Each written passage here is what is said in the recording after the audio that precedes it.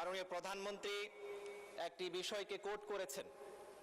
তিনি বলেছেন জামাত ইসলামী বর্তমান সরকারের যে 2026-27 বাজেট এবং সম্পূরক বাজেট, এই বাজেটের বিরুদ্ধে প্রতিক্রিয়া দেখাতে গিয়ে মাদক, সিগারেট সহ এসবের দাম বৃদ্ধির কারণে প্রতিক্রিয়া দেখিয়েছে। আমি আশ্চর্য হয়ে গেলাম মাননীয় প্রধানমন্ত্রীকে এই টাইপের অসত্য বানোয়াট তথ্য কে সরবরাহ করলো? এই তথ্য মন্ত্রণালয় থেকেই তো সরবরাহ করা হয়েছে।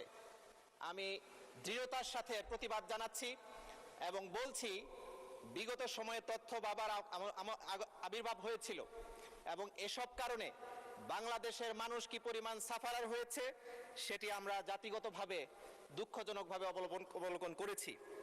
এই বিষয়টিকে সামনে রেখেই আমি আমার বক্তব্য যেতে চাই।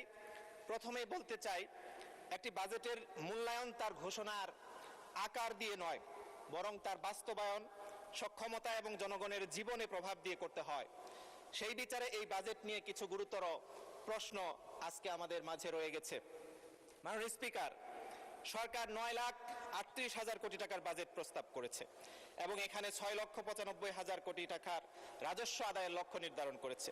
কিন্তু বাস্তবতা হলো গত কয়েক বছর ধরে ধারাবাহিকভাবে রাজস্ব লক্ষ্যমাত্রা অর্জিত হয় নাই। 25-26 সালের সংশোধিত বাজেটেও রাজস্ব লক্ষ্যমাত্রা কমিয়ে আনতে হয়েছে। তাহলে একই কাঠামো, একই প্রশাসন, একই সীমাবদ্ধতা নিয়ে আগামী সেশনে কিভাবে আরো বড় রাজস্ব সংগ্রহ করা হবে এই প্রশ্নের সন্তোষজনক উত্তর বাজেটে নেই মাননীয় স্পিকার। দ্বিতীয়ত, এই বাজেটে ঘাটতির পরিমাণ 2,43,000 কোটি টাকা। এর অর্থ হলো সরকারকে বিপুল পরিমাণ ঋণের উপর নির্ভর করতে হবে।